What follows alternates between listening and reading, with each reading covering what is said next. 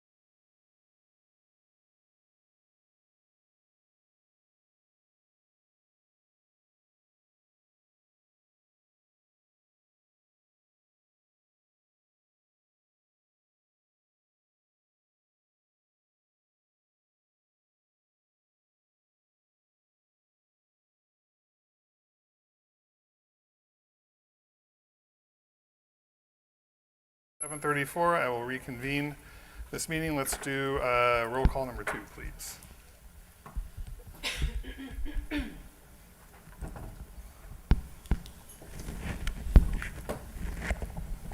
Ms. Brown? Here. Ms. Crespo? Here. Ms. Delisandro? Here. Mr. Frias? Here. Mr. Cohen? Here. Mr. Sim? Here. And Mr. Langley. Here. Let's all rise for the flag salute. I pledge allegiance to the flag of the United States of America and to the republic for which it stands, one nation, under God, indivisible, with liberty and justice for all.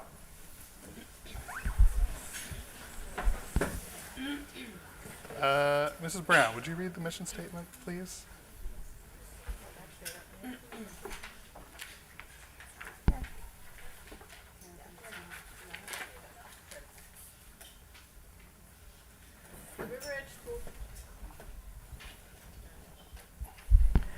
The River Edge School District is a partnership of students, parents, staff, and community members. We are dedicated to providing a supportive environment in which all students can reach their maximum academic potential, while developing as responsible citizens who respect individuality. Our goals will be achieved because curriculum and instruction are aligned with the New Jersey Student Learning Standards. All decisions reflect the academic, social, emotional, and physical needs of pre-K to 6th grade students. Cooperation and ongoing communication exists between the school district and the community. School administrators and the Board of Education work together to assess and adjust procedures in response to new mandates and the changing needs of the community. Thank you. Open public meetings notice. Pursuant to the Open Public Meetings Act, notice of this meeting, its date, time, and place have been delivered to the post office, the municipal building, the record, and posted on the district website at least 48 hours prior to the time of this meeting. Thank you. At this time, we'll open it up for public comment on agenda items only. A reminder, the comments will be limited to a duration of 3 minutes per speaker. And each speaker must begin by stepping up to the podium and stating for the record their name and address, after which the timer will begin. Do you have any comments on agenda items only? No? Seeing as there are none, we'll move on to the financial report. Is that next? Should we do that first? Yeah, let's do that.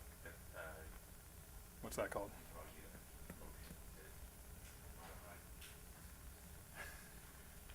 Make a motion to modify the agenda and do the student Yeah. presentation awards first. Yeah, can I get a motion to modify the agenda? So moved. Thank you. Second. Roll call, please. Ms. Brown? Yes. Ms. Crespo? Yes. Ms. Delisandro? Yes. Mr. Frias? Yes. Mr. Cohen? Yes. Mr. Sim? Yes. And Mr. Langley. Yes. Already? Miss Moran. Oh, hi.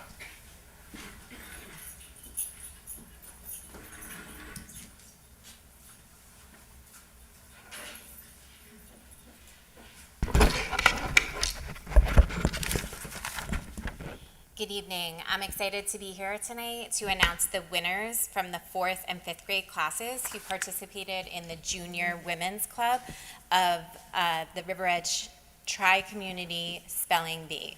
This spelling bee took place on Sunday, January 19th, with 42 spellers from 5 elementary schools across River Edge, Oradell, and New Milford.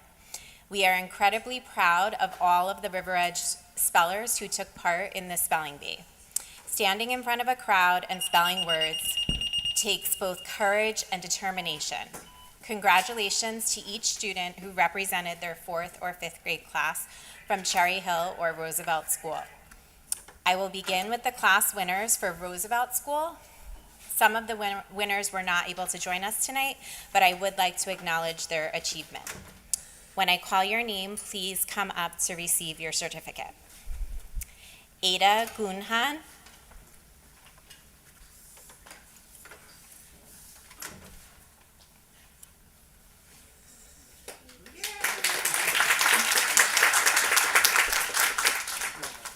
Audrey Kang,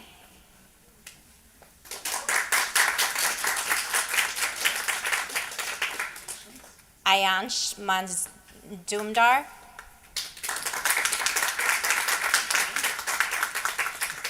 Kira Searles.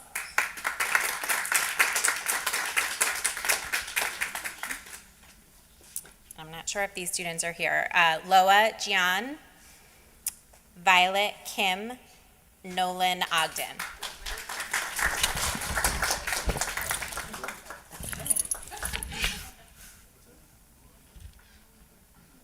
You want to call the Roosevelt? What do you want to do? That was all of the Roosevelt. Now, Bring the Roosevelt picture. We'll do it in three stages. We'll do a Roosevelt and then we'll do it. so we're going to do a Roosevelt student picture. Oh, you'll come back. All right. Is this gonna work? Yeah. All right. Sorry.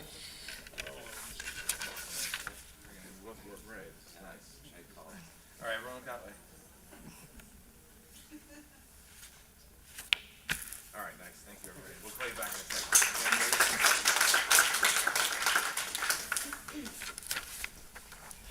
Now I'd like to announce and congratulate the class winners for Cherry Hill School. Lewis Kang.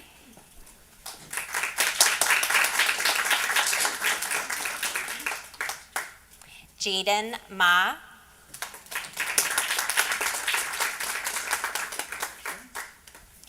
Vanya Mantri.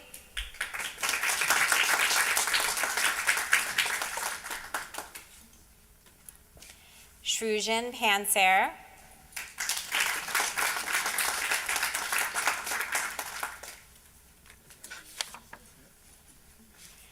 Agram Reina.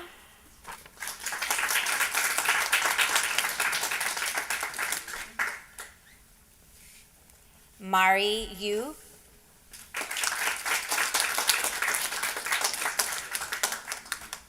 Vivian Yoon.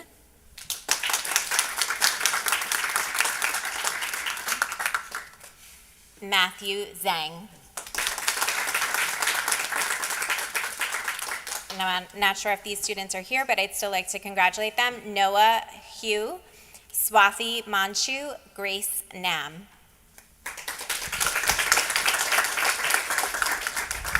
Why don't we bring the Cherry Hill students back up?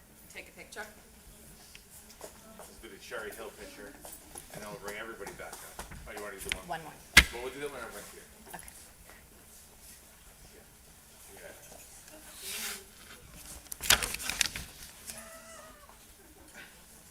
All right, everyone look that way. Over there, good. Smile. I don't know where the ones, like 30 cameras. Yeah. All right, and then why don't we bring everyone say, Roosevelt students back up and do a different He picture. said he wants everybody to see here.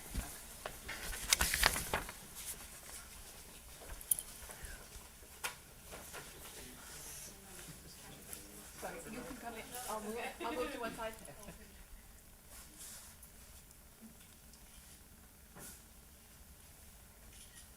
All right. All right, everyone stay. Everyone stay there for 1 second. I have one more special announcement. I'd like to invite Shrujan Panser to come to the front. Shrujan. Shrujan won first place out of the 42 spellers at the Junior Women's Club Tri-Community Spelling Bee. Again, that was out of 3 school districts, River Edge, Oradell, and New Milford. We have named Shrujan our 2025 River Edge Speller of the Year. Congratulations, Shrujan. We are so proud of you. And to celebrate this special achievement, we 3D printed a special trophy for you in our STEAM lab. Congratulations.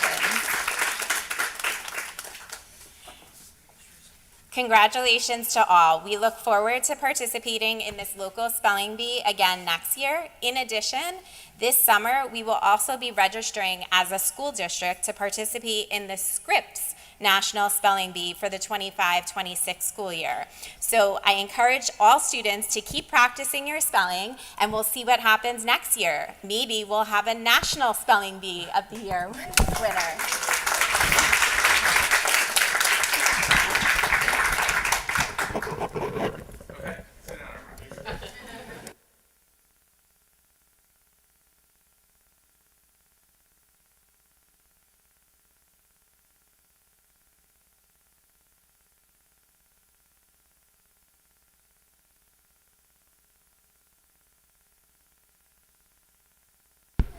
I know everyone really probably wants to stay for the audit report, but you don't need to. So if you want, we can take 5 minutes and you can gather, unless you want to hear the audit report. Well, look, I mean, I like audits.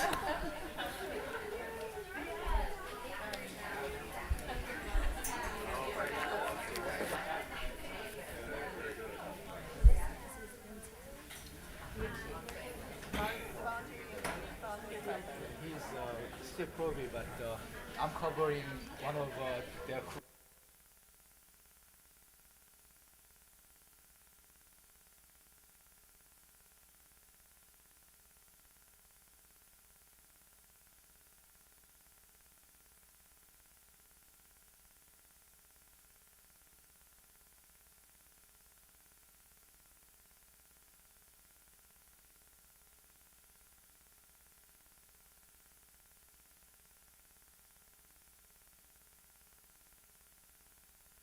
I was getting real excited.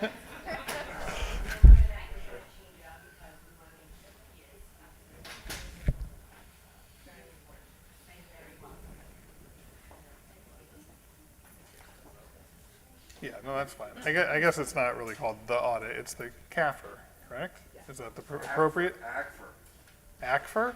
They had to change CAFR to ACFR. Oh, boy, okay. You'll have to look that one up. Yep.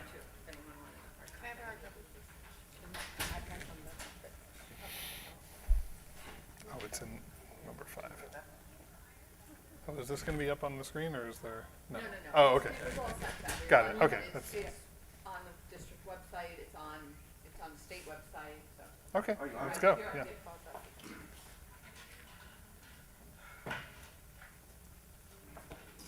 We forgot your answer. We'll get it next time.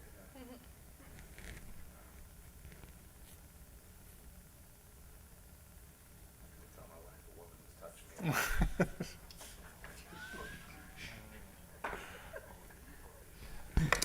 I'm very faithful, 42 years, so I tell her everything.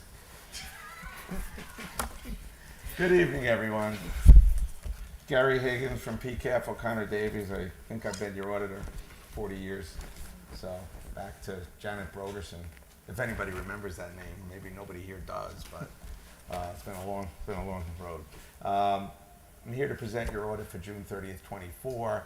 It's not late just because it happens to be February. The actual due date was January 15th, and it was filed timely. But the way we've been operating since COVID and the fact that the state constantly provides pension and OPEB information on the post-employment late, we never can get the audits done quick anymore. I don't know who has anything with them or on their iPads, but the larger document, I'll just touch on 3 pages. That is the ACFR. It was a CAFR until 3 years ago, and that acronym didn't work somewhere in the world, CAFR. So they flipped comprehensive and annual, and now it's the ACFR. And until somebody figures that's insulting, we'll be with ACFR for a while. The only thing I'm going to touch on in the large report is the independent auditor's report, which is on pages 9 and 12. And really what you need to know is that the financial statements as presented are in accordance with accounting principles generally accepted in the United States of America.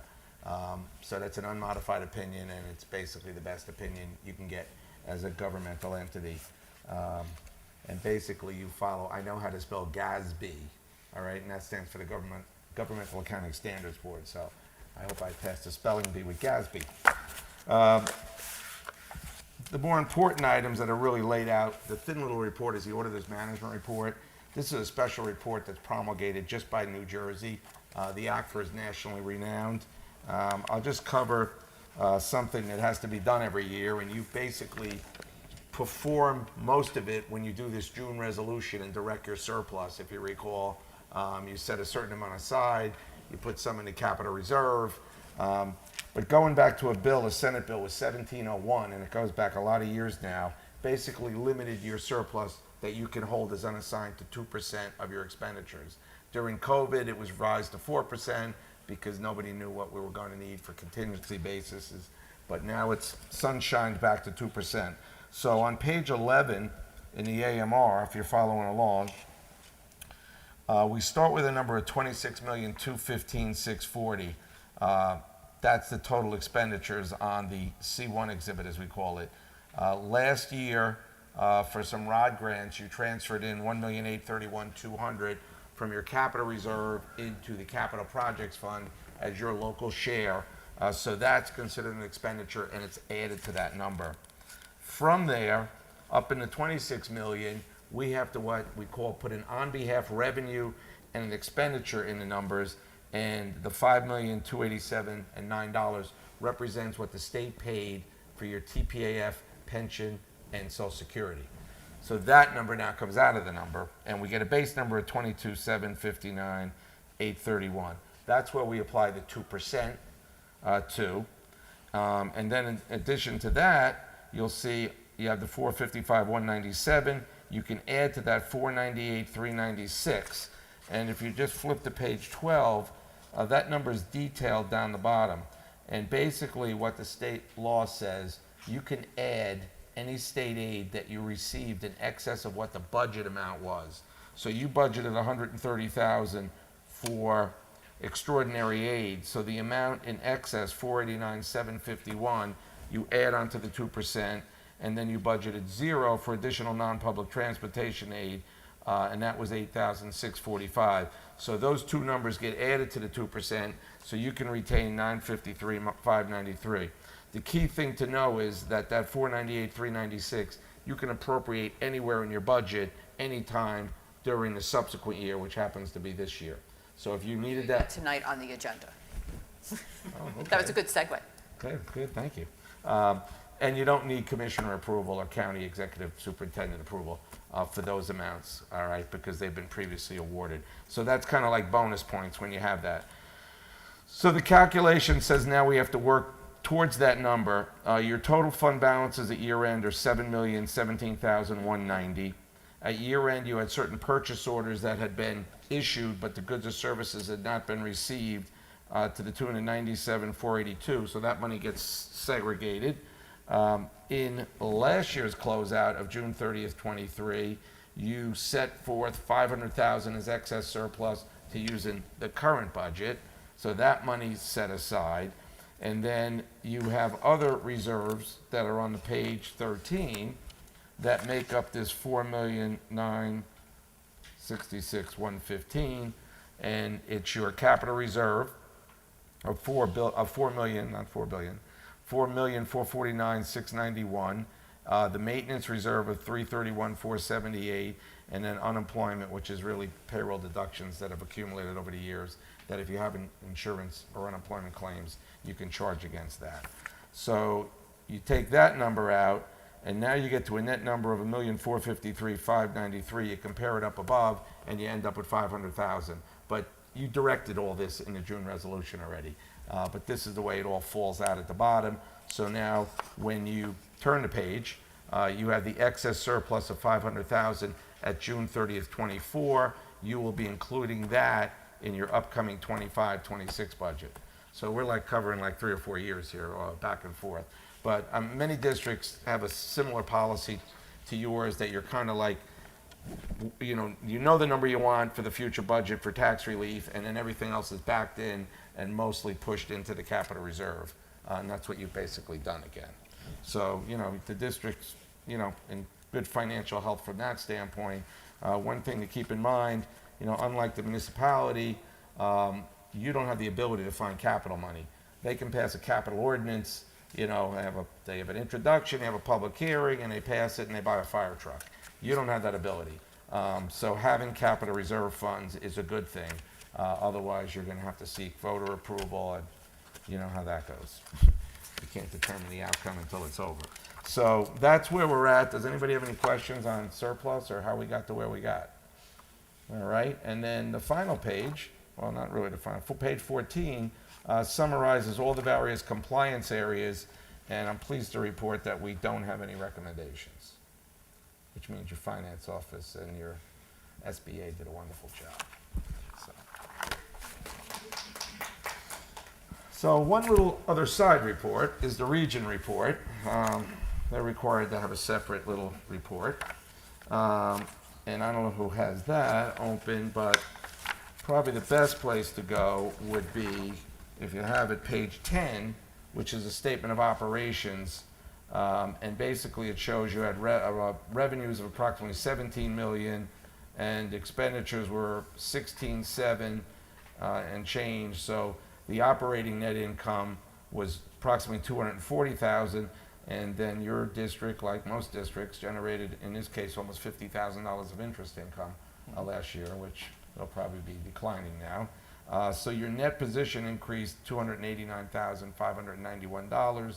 You began the year with $716 and $9, so you finished with a net position or fund balance of $1,005,600. As it was disclosed in two places in here, one being on page 8 under the future, under your management's discussion and analysis, there's a disclosure regarding the action taken by the SAC on May 22nd, 24, appropriating the $560,000 for the ERI program. So keep in mind, even though there's $1 million there, you've already dedicated 560 of that, and you know, whatever you don't spend, obviously, you'll go back. But other than that, there's no comments here. If anybody's been around a few years, obviously, these records and everything had a very positive increase from the things we found a few years back. So there's really nothing to report from a material weakness, significant deficiencies, or non-compliance in either the region or the district this year. Great, thank you. So, question about that $500,000 approved by the Superintendent Advisory Committee. What is that about? Can you elaborate a little more? So that was the money for the startup of the new school, Hopestone Academy. So that money that was in surplus in the Region 5 account was voted and approved by the River Edge Board also to use as a startup of the school. So that paid the rent and started the classrooms and the staff. Yeah. All right. Understood. Any other questions?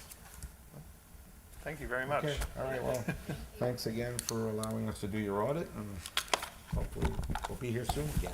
So the year's almost over. Yeah. So, all right, take this off, right? You want, yeah, I think that. Thank you. A favor if I take the spongy thing. Yeah. All right, everybody, thanks again. All right, thank you. Bye-bye. You're welcome. Yep.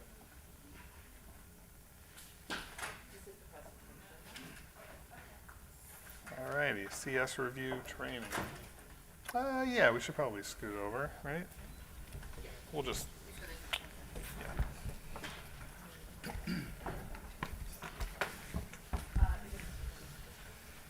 I'll go this way. Just do this. You know what? We're on this side. I never know where to stand. Yeah.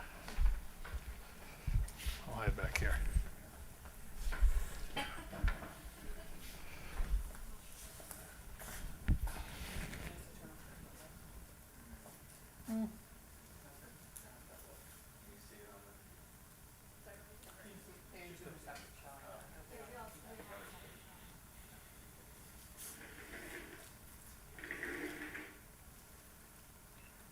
All righty, go ahead.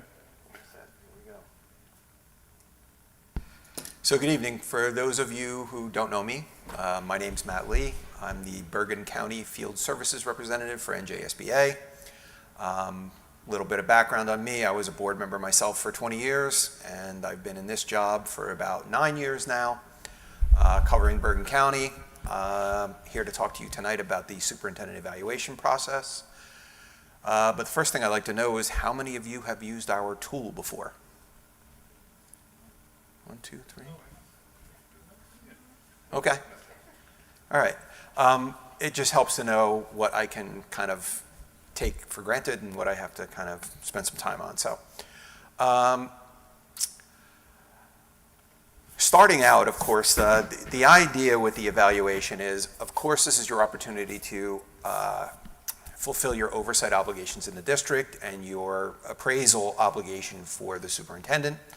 But we like to talk about the fact that this is an opportunity to facilitate professional growth and continuous improvement within the district. So that's the sort of lens through which we want to view this process.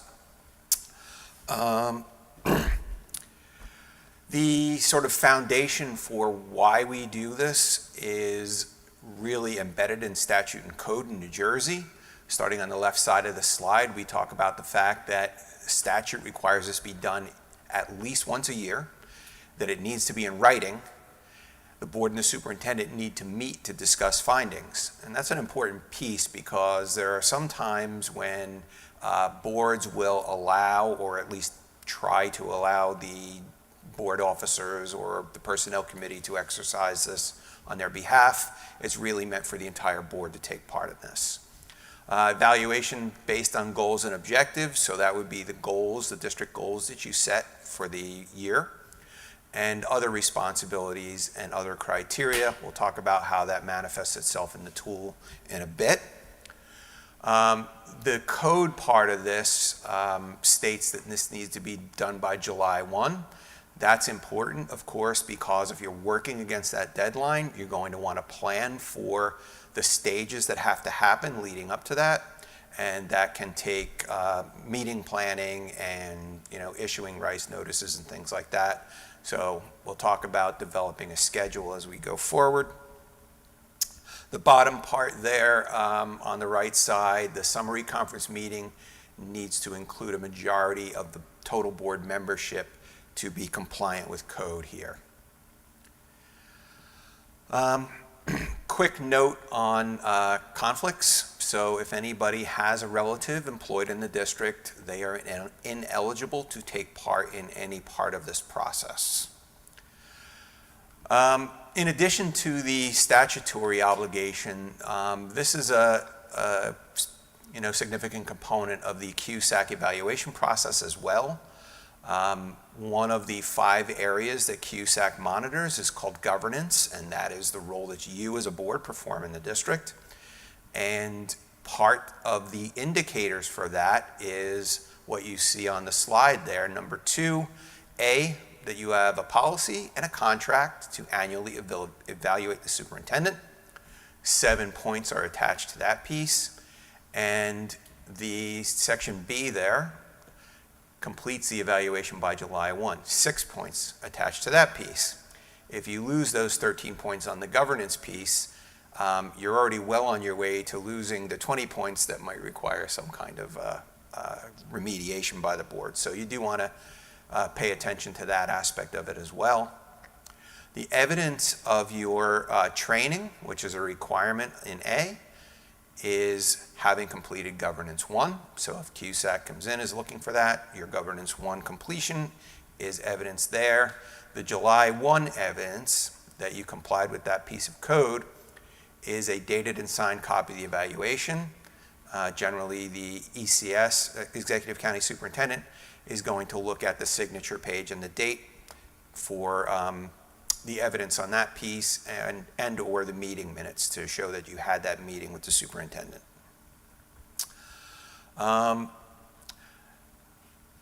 Things that sort of get into the detail about how the process works are starting with that 3rd bullet point that the superintendent starts the process. So in using our tool, the superintendent will log on to njsba.org, go to the evaluation section, and enter the goals and his or her self-assessment against those goals. And once the superintendent fills out their part of this, then the board is notified that it's time to do their section of it, and that's an automatic process. The board president and anybody who's not conflicted can track the progress of this on our website, so you can see who has completed and when they completed. And all non-conflicted members should take part in this process. These are all the steps in the process, and it really started back when you set your goals for the coming year. So that's step 1 down on the bottom left of the slide. The next piece was the district goal updates. So across the course of the year, your superintendent is going to come back to you and talk to you about some of the things that have been achieved against those goals. And those progress reports are areas that the board should be taking note of, perhaps taking their own notes so that they don't have to kind of scramble at the end when they're going to complete the evaluation and kind of revisit all of those issues. Number 3 is an evaluation pre-conference, and this is very similar to what an educator would experience through their principal or other supervisor. It's really just a meeting where you kind of level set the progress on the goals and some of the other pieces of evidence that'll be supplied in the process by the superintendent, and just so everybody is sort of talking the same language, if you will, as the evaluation moves forward. Step 4 is the superintendent completing the district goals, self-ratings, and providing evidence for the standards. We'll talk about standards in a bit.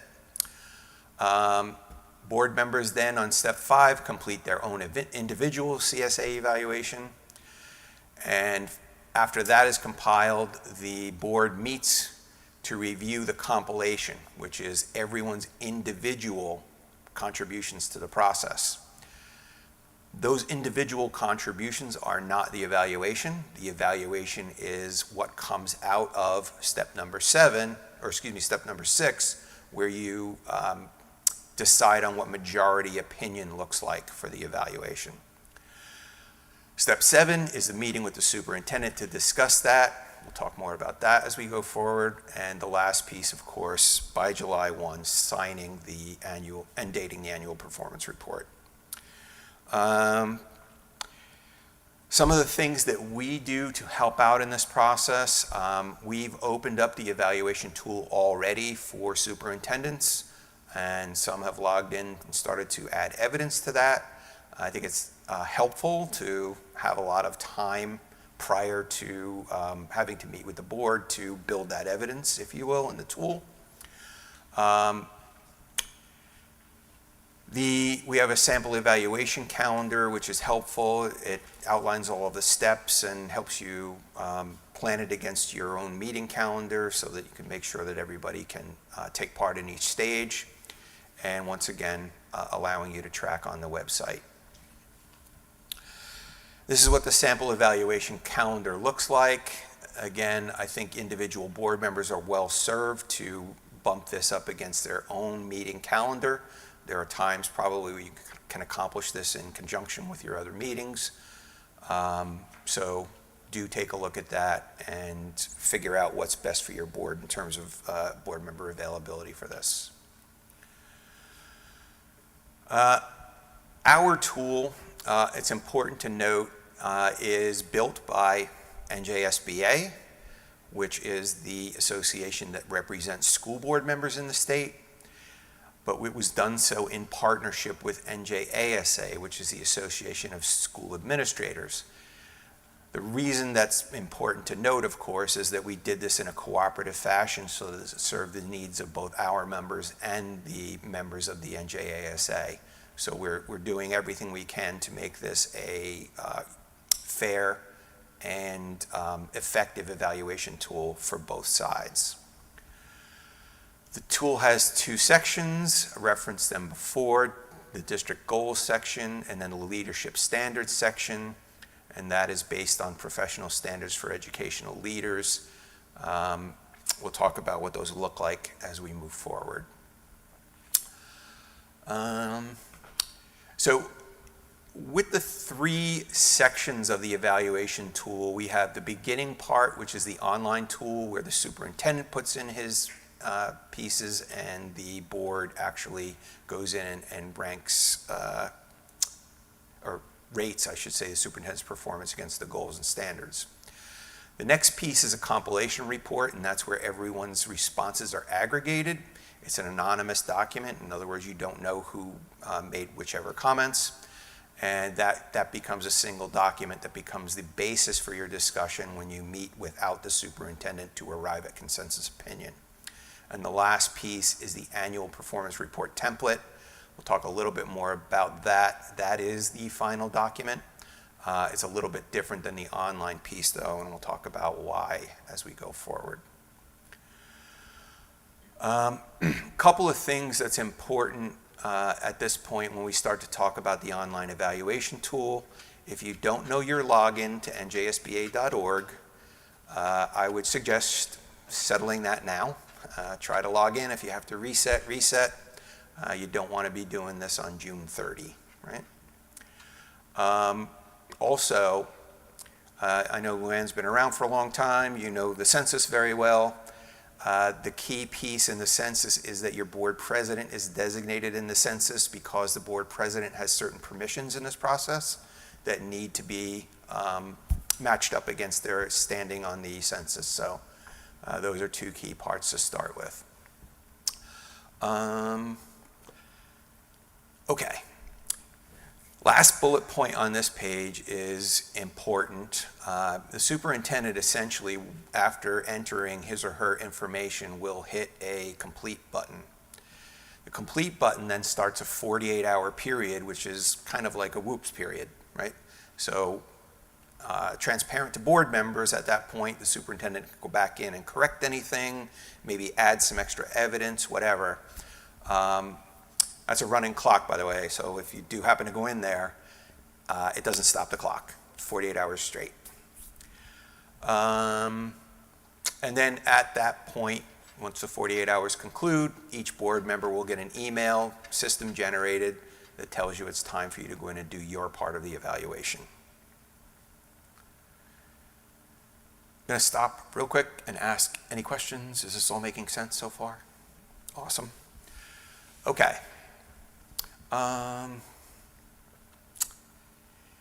So in compliance with statute, the evaluation is based on the goals and objectives of the district.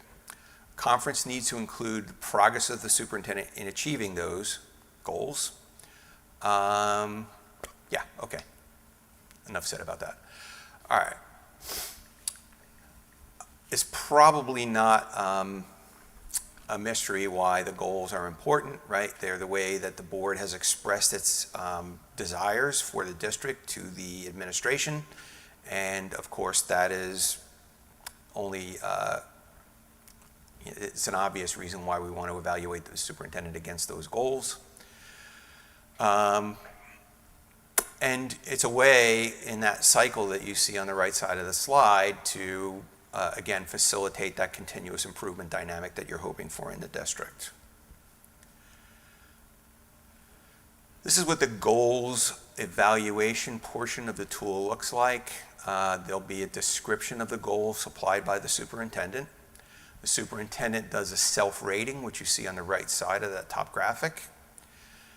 Then the superintendent can make comments and or enter links in that area where the board can link out to pieces of evidence that the superintendent wants to provide in demonstration or support of his or her own rating.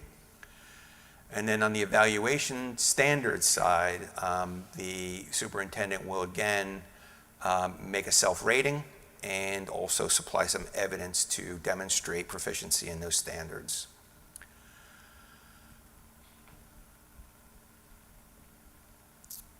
This is just kind of an illustration of what that might look like. You can see that there's an area for a rating. It's radio buttons like achieve, satisfactory progress made, or little or no progress made, and then comments there on the top from the superintendent and on the bottom from board members.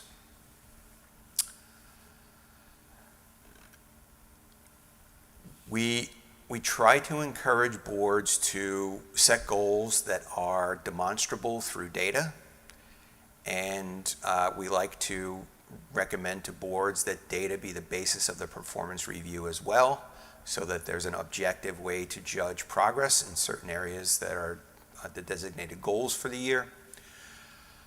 There's also a need in that case, of course, for boards and superintendents to be on the same page about what success in that goal area looks like. So what are the metrics that we all talked about when we set our goals and that were provided in the action plans for the goals?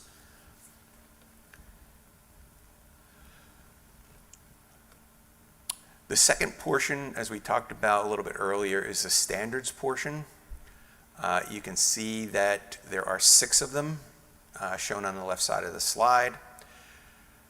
They are, again, taken from the professional standards for educators, and they are assessed against a rating scale that you see on the right side of the slide.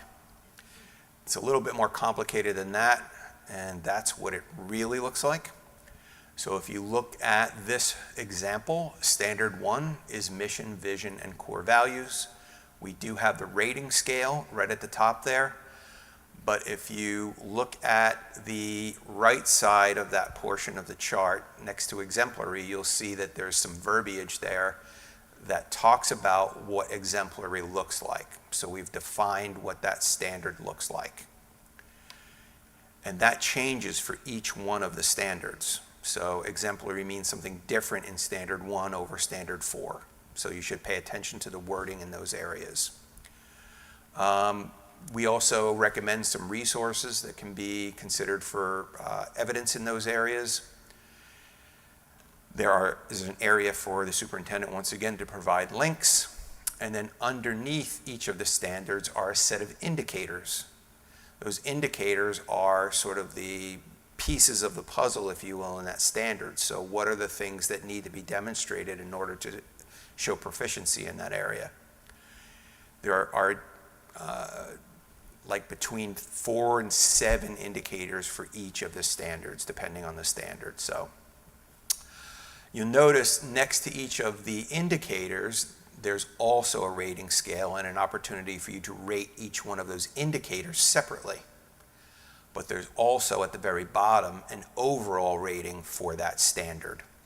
And that, of course, needs to make sense. You can't give unsatisfactory in all of the indicators and then put an exemplary at the bottom, right? Should make some sense. And once again, an area for board member comments at the bottom. So that's the input side of this process. The next piece is the compilation side, and this is where we bring everyone's individual contributions together. And as you can see on the left side of this slide, there are a number of links there, and that is what the board president's view of this process looks like. So you can see down there where the red arrows are, there's a compilation report 1 and a compilation report 2, 1 being the goals section, 2 being the standards section. That will be accessible to the board president once the board president lets me know as a field rep that you're done. I don't really have a view into who's conflicted on the board, if there's any, so you really do have to let me know that you're done. And then I open up a gate in the system to allow you to download that compilation.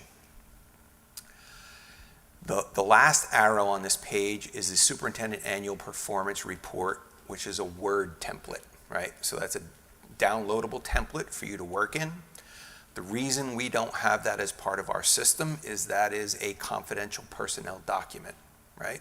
So we're not going to house that, but you will have access to a template that you can use that will give you a one-to-one correspondence on each of the sections. So it's, it's pretty easy to figure out how to put the right things in the right place. And that becomes your final evaluation document. And we'll talk about what the process looks like with that. This is what the compilation report might look like. So this is on the goal area. Sample goal there. You can see that there's a number of comments that were provided under the District Goal 1 member comments. And then the last part there shows the rating scale. You can see what the superintendent assessed this goal at as achieved. And you can see that 6 board members agreed with the superintendent in this case. You can see that another or 2 other board members had a different assessment of it. Given that this is a majority document, would we say that this is an achieved goal? Yep, of course, right?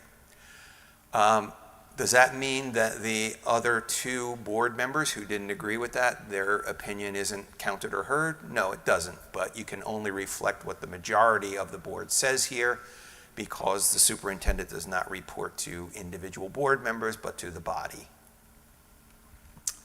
This is what a standard compilation might look like. As I talked about before, we have, in this case, 7 indicators in this area. And as you can see there, there's pretty much consensus down the proficient area for this superintendent. And again, with a consensus document, you're looking at giving this superintendent a proficient rating there. There will also be an area for board member comments on this page. Okay, so with the compilation report, what we have, of course, is a bunch of different individual responses to the superintendent's self-assessment. That works its way into the NJSBA template. The board president or a designee will type up the annual performance report, which is the final document. And at the annual summary conference, you're going to rice the superintendent. It's an executive session meeting. Superintendent meets with all the non-conflicted board members to review the document. Important to notice, of course, that this whole process is confidential. You shouldn't be sharing any of this discussion with anybody outside of your board. Performance report represents the majority opinion, and the superintendent addresses the board, and board addresses the CSA. Minority opinion can be expressed verbally at that final annual summary conference. It does not get written into the report, though. Okay. Okay. I think we're good there.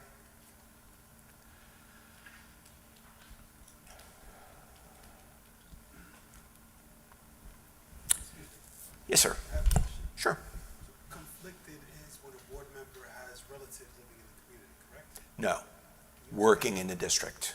Or working in the community, not working in the district. Yes. Why would that, I'm just curious, I don't have anyone here, but I'm just asking. Sure. Why would that conflict pose, like, why wouldn't a board member be allowed if they have somebody working in the community? Right. So any employee in the district is essentially an employee who's working for the superintendent. Okay? So if you look at the advisory opinions and some of the decisions that come out of the School Ethics Commission, it's not just the superintendent's evaluation, but it's any aspect of personnel that would lead down to that employee. So, yeah, there's quite a wide swath of things if you have a relative working in a district that you would have limitations on around your board service. Sure. Okay. So, once again, this is the final performance report. It has spaces on there to reflect when you had the meeting to finally discuss that document. It has places for you to summarize the input from the individual board members and to reflect the majority consensus rating. Yep. And then there's a part at the end for an overall summary evaluation, which is an open-ended text box, an area for signature and dating by the board president and the superintendent. Once again, as I talked about in the beginning, really do sit down, take a look at your calendar in a thoughtful way so that you make sure that you can get all of those meetings in. There's at least 2 meetings of the board in executive session, one with and one without the superintendent. And potentially you're going to have a meeting for that pre-evaluation conference as well, again, to get on the same page about the evidence that's going to be submitted and progress to date.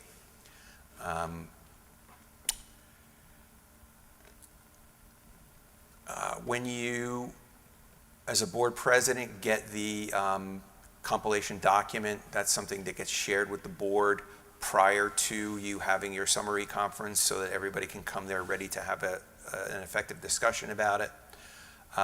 Sometimes board presidents will come to that first meeting with a summary document draft that can then be tweaked, if you will, after you have that summary conference after you have the initial conference with the board. But that's, the board's choice whether they want to handle it that way or not create a final document until after the board meets together. Okay, I think most of that stuff is good.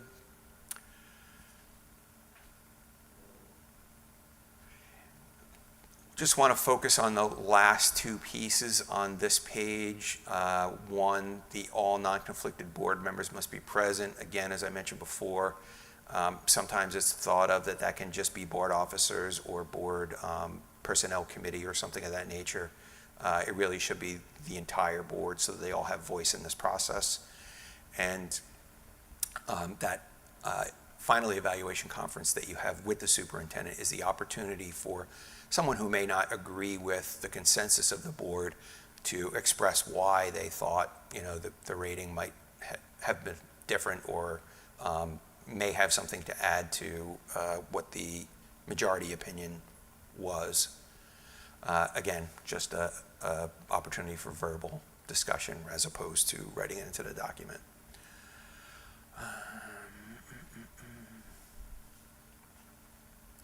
That's kind of it. A couple last minute kind of things. We like to talk about this not a once a year event from the perspective of you should be having discussion about the progress on the goals all across the course of the year through the reports that the superintendent is giving you.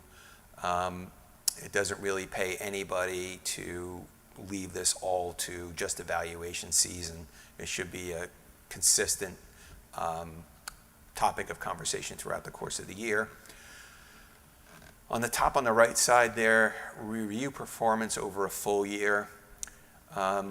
Sometimes things go sort of astray toward the end of the year, and you want to make sure as a board that you are looking at the full breadth of the superintendent's performance as opposed to something that may not have gone so well in the last couple months before evaluation time.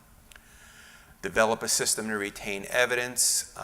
Again, that's something that's a personal preference as to how you do something like that. Some people make notes on their agenda and save them. Some will have their own file that they want to add to across the course of the year. But it's really helpful to have something to refer to that is objective and is recorded during the course of the year so that you don't have to go back and kind of strain your memory to do a good job in the evaluation. Okay. Any questions?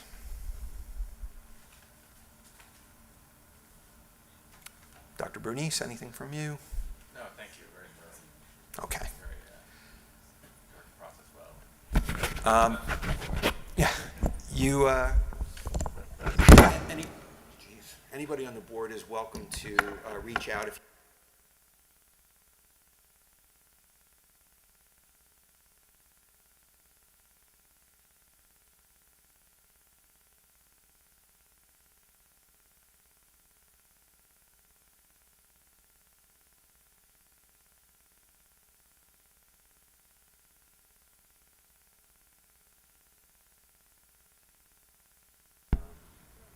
any other questions on it as well, process-wise, happy to help.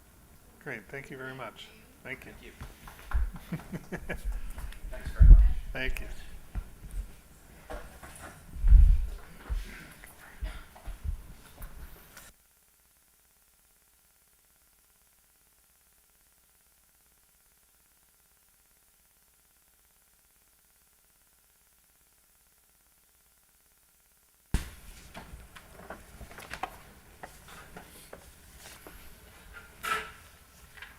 Okay. Moving on to reports, superintendent report.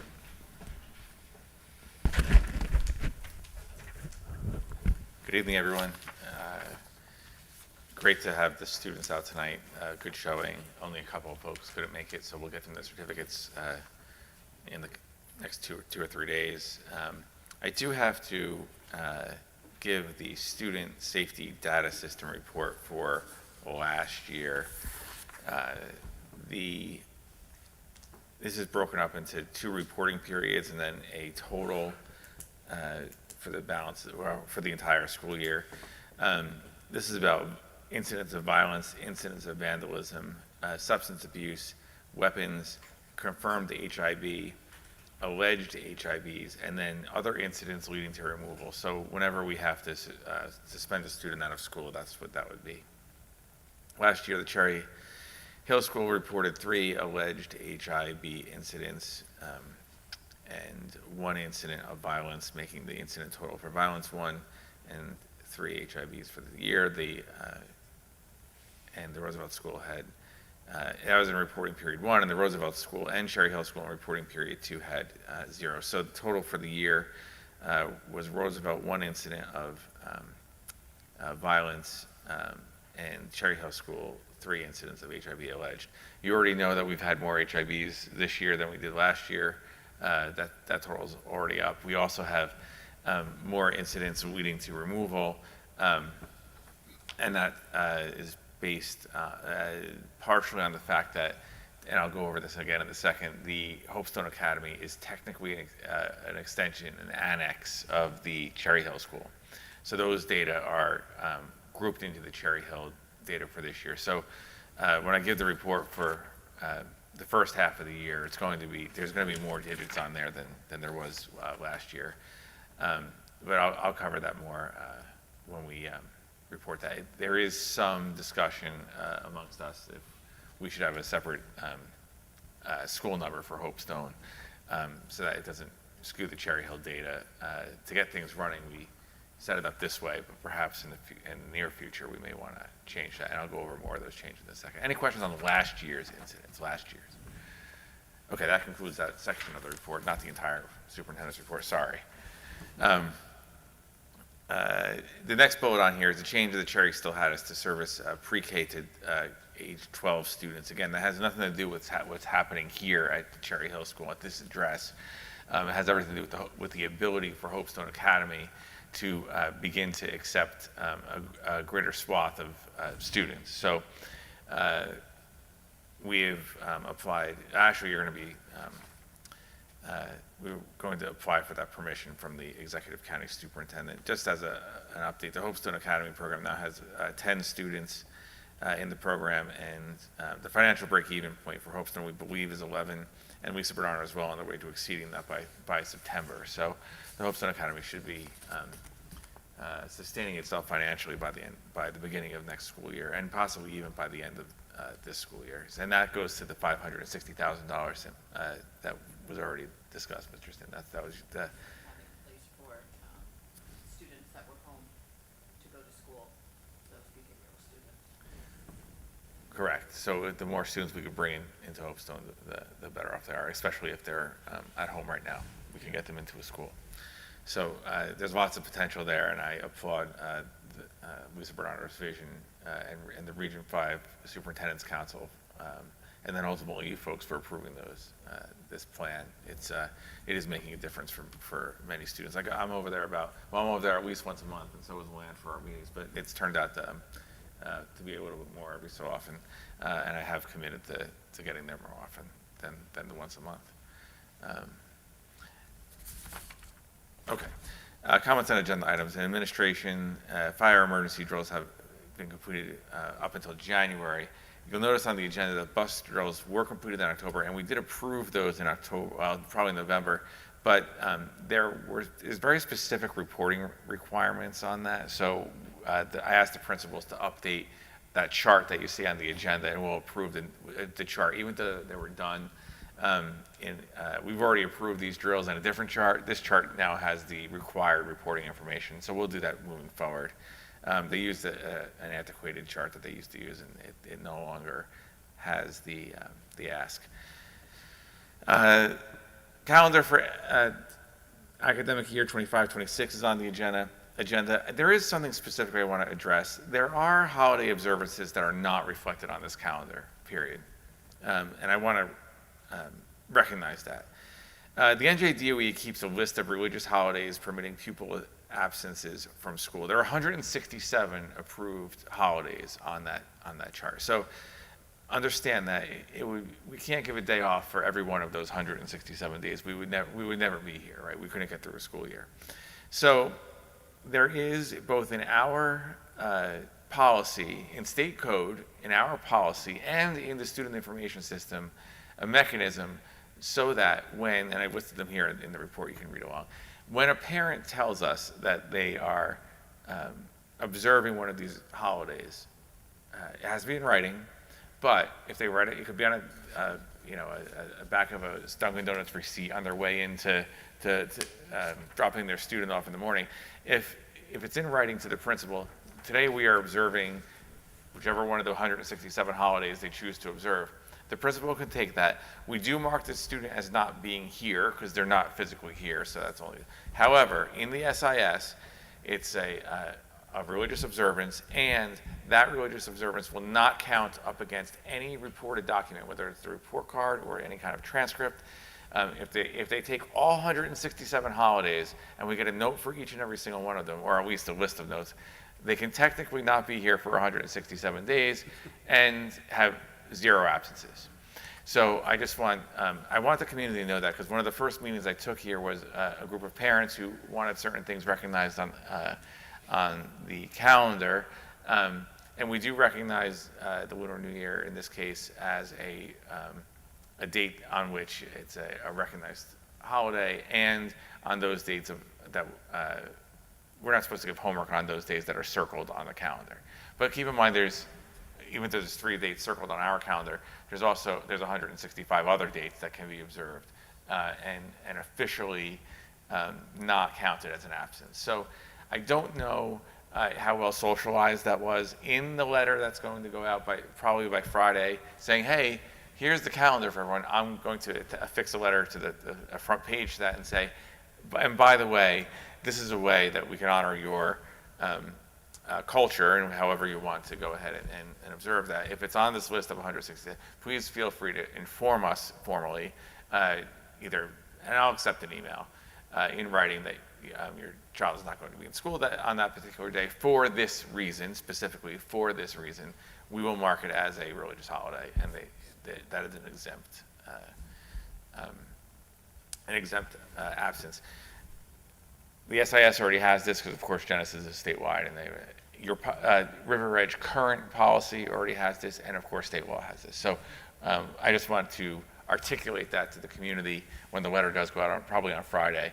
This way, folks know that this is a mechanism that they can use, and I think that may help some folks not feel guilty about taking a day off for their religious observance or their cultural observance. When they feel like their child perhaps should be in school, it's okay, and it won't count towards the 15 days of is what's considered chronically absent, right? So if there's 3 or 4 holidays that you need to take off because your family wants to observe it, go ahead and do so. Let us know, and it won't count up towards the chronically absent. That helps us as a district, so we don't have chronically absent students, but it also helps people feel a little better about not sending their kids to school because they want to go ahead and observe a family religious holiday. So we welcome that. Curriculum and instruction items, regular travels on there, museum and natural history is on there. One of my favorite museums, very excited to see that we're bringing the 6th graders there. Summer Compete Academy approval is on the agenda. That's something that the board has approved in the past, and we'll go ahead and grant that permission to that organization again. Finance items are pretty regular. Note the change in there. The April board meeting is changed to May 7th in that section. We purposely put it there, not in administration, because that is the preliminary budget meeting. So that's something for us to consider. Audit acceptance, thank you to Luann, of course, and the entire board office for the excellent work in securing a clean audit. You had to do auditors. That's quite a feat, and we're happy to accept a nice audit with no findings. In personnel, there's appointments, resignation, leaves. We're appointing a new coordinator of educational technology and 2 new hires as technology assistants. All 3 of these billets reflect forward change for the district. Aisha Shah and Ashvi Shah are here tonight. They're running our tech. No relation. They're just really good friends. Happy to have both of you on board. Thank you for being here tonight. Technically tonight, I think they're still on the other Bergen Tech's payroll, but they'll start here. Are you starting tomorrow? March 3rd, Monday, March 3rd. Well, welcome aboard regardless. They've been working the district. They've had essentially like an 8-month interview because they've been working here as an extension of our contract. So happy to, for the record, we had a discussion with Bergen Tech. They're not upset over us hiring them. They're okay. There's not a non-compete clause. So welcome aboard. Okay. Okay. I'm recommending the approval of a paraprofessional job description. The county office needs documents from us. The last time this particular document was updated, I was still in high school. So we really need, I don't want to send anything to the county office that says 1993 on it. Any document that says 1993 on it is not appropriate. So we're approving this tonight. And as we come across these things, we'll do this. Over the summer, we'll systemically go over the job descriptions and make sure that nothing else is left from 1993. I think the principal one was when we hired Mr. Grimshaw was like 1987. That's not something that was okay. So we updated that as well. We do need to change the classroom grade bands servicing LLD populations. This is IEP driven. There's an expanding need, so we're going to go ahead and change those grade band servicing. Those students are already here. We just need to define what those classrooms, which grade bands those classrooms service. Region 5 just standard resolutions to support their operations.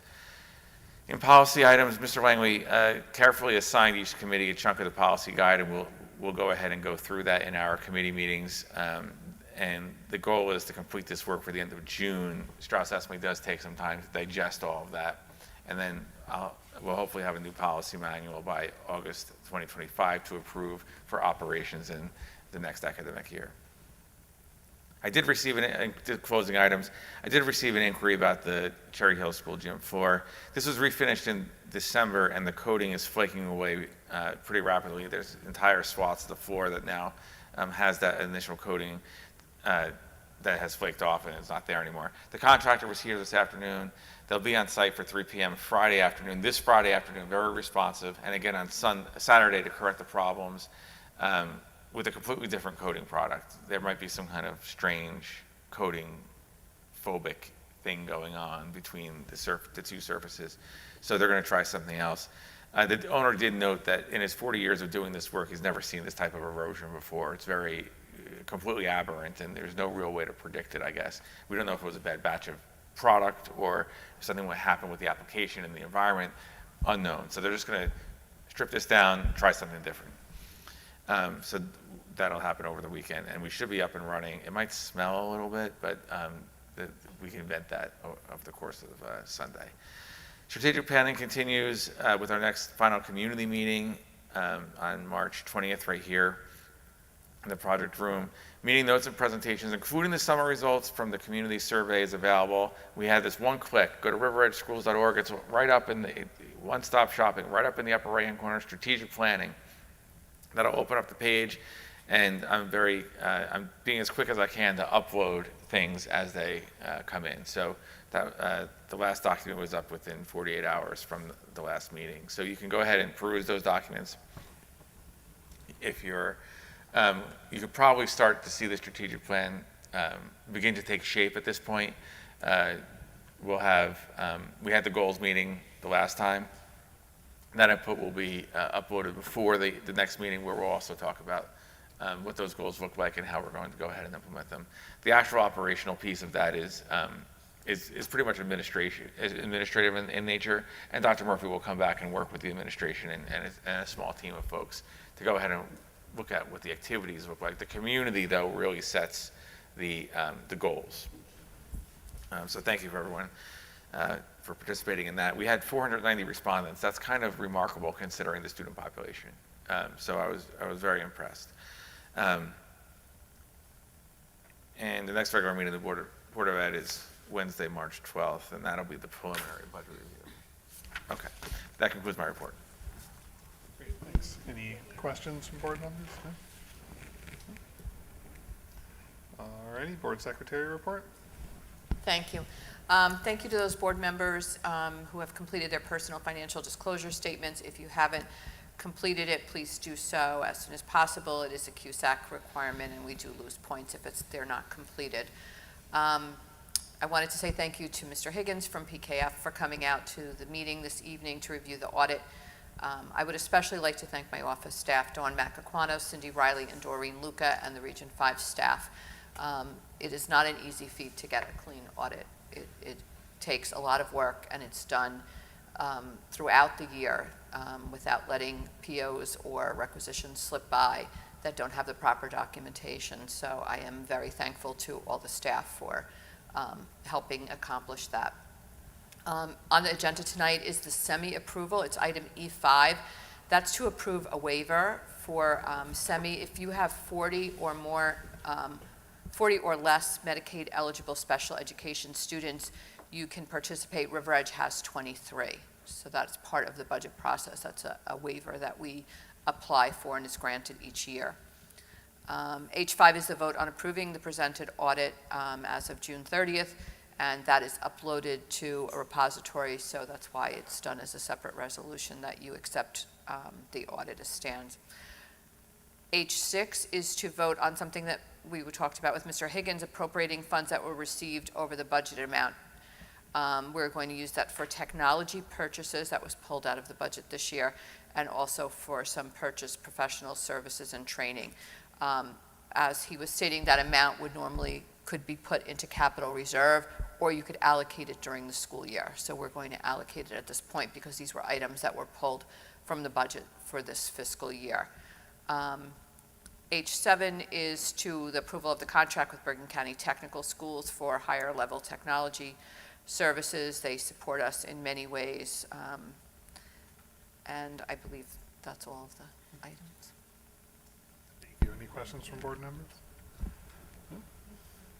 All right, I only have one quick thing. There is let me pull it up.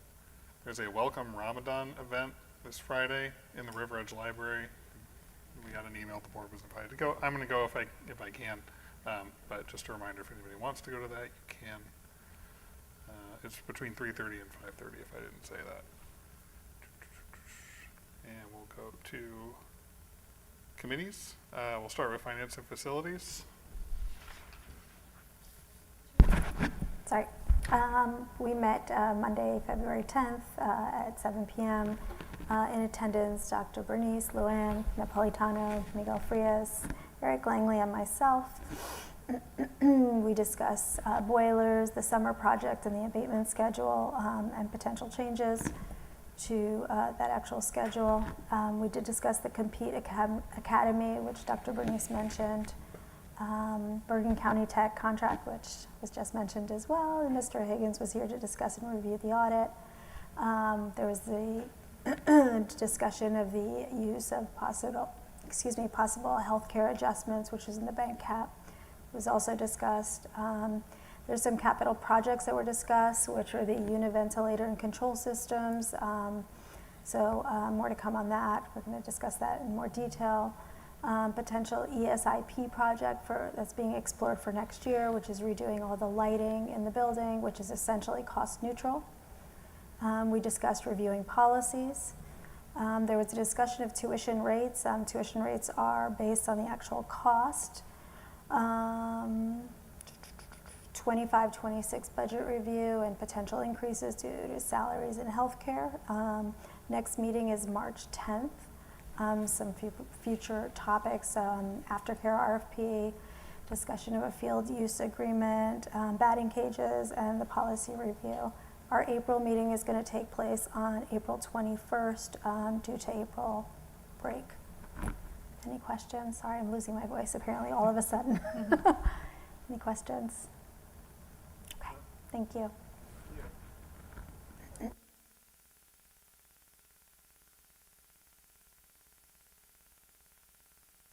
Curriculum and instruction met on Wednesday, February 19th at 4:30. Dr. Bernice, Mr. Langley, and myself were in attendance for approximately 30 minutes. We followed up with the math curriculum rollout for grades K to 3 for the upcoming school year. We discussed professional development for the K-5 staff with using $53,000 paid from this year's money, like Luann was talking about before. Policy updates, we'll be looking at programs, students, and community with Dr. Bernice. Additional items we discussed were Chromebooks for K-3 that needed to be updated, again, using those funds from the 24-25 year, and a conversation about exploring a partial departmentalizing of grade 4. That was it. Next meeting, March 10th at Great. 4:30. Thank you very much. Personnel and management.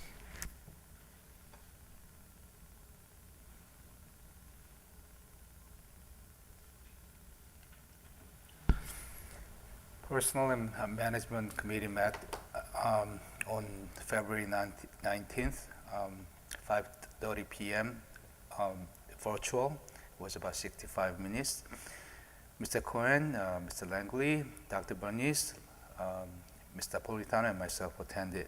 There were overlapping issues. The boiler and abatement was discussed, same as finance and facility was mentioned. So I'll just skip that one. And also Bergen County Tech Partnership. So there was we are renewing the contract with the Bergen County Tech School. So budget was $25,400, and budget review was discussed, and there was a recommendation of using healthcare adjustment, banked cap of healthcare adjustment because of pending reduction of state aid. So committee consensus was that it is right thing to do, use the the banked cap if needed. Policy review will take the 1000 series, 3000 series, and 8000 series. We'll review it and go over it and report it back to the board. And tenure and non-tenure notice calendar, which is legal deadline is May 15, and the superintendent is working on it. Should be done before, and target date is April 15th. And the QSAC preparation is ongoing. Mr. Fletcher was visited our school for preliminary walkthrough, and everything went okay. So we are in strong standing. Old and new business strategic planning meeting scheduled for February 20th, which was a day after. And the committee acknowledged ongoing teacher shortage is in statewide, so superintendent will be attending Bergen County Job Fair for teachers in April, and advocate for the school and apply for the jobs in the school district. And next committee meeting will be scheduled for March 10, 25, 5:30 p.m. to 6:30 p.m. Any other questions or anything you want to add? No, thank you. We did have preliminary. We did a preliminary walkthrough in 3 of the 5 QSAC categories. They'll be officially monitored at the official visitation in 2 weeks. But things look pretty good in the preliminary. So we had a couple of things to fix, and we're doing that. So looking forward to the QSAC visit. Great. Thank you. All right, moving on to motions to be acted upon. Can I get a motion for item D1?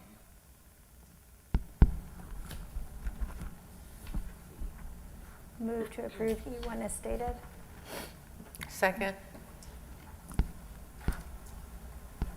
Roll call, please. Ms. Brown? Yes. Ms. Crespo? Yes. Ms. Delisandro? Yes. Mr. Frias? Yes. Mr. Sim? Yes. And Mr. Langley? Yes. Can I get a motion for items E 1 through 5? Move to approve items E 1 through 5 as stated. Second? I have a question about the bus drills. I actually wanted to ask you after the superintendent report, but I kind of forgot it. What is the, can you elaborate more about the bus drill?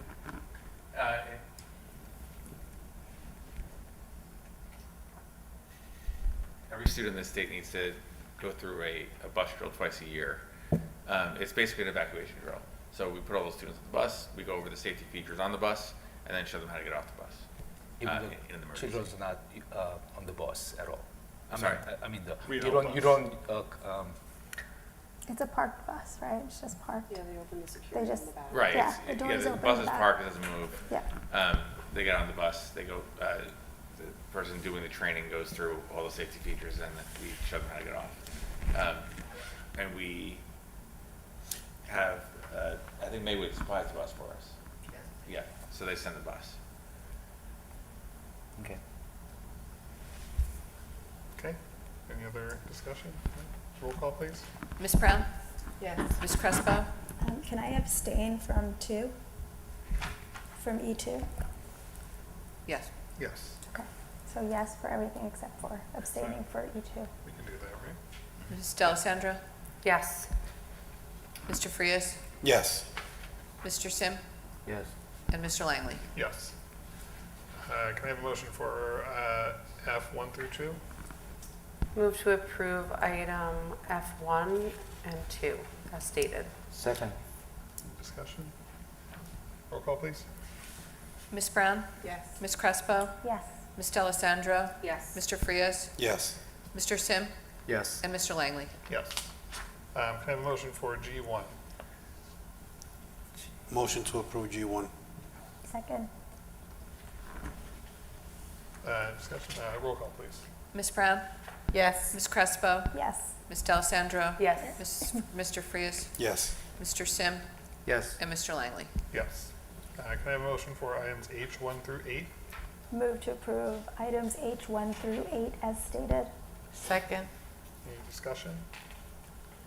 No, roll call, please. Ms. Brown? Yes. Ms. Crespo? Yes. Ms. Delisandro? Yes. Mr. Frias? Yes. Mr. Sim? Yes. And Mr. Langley? Yes. Can I have a motion for items I 1 through 9?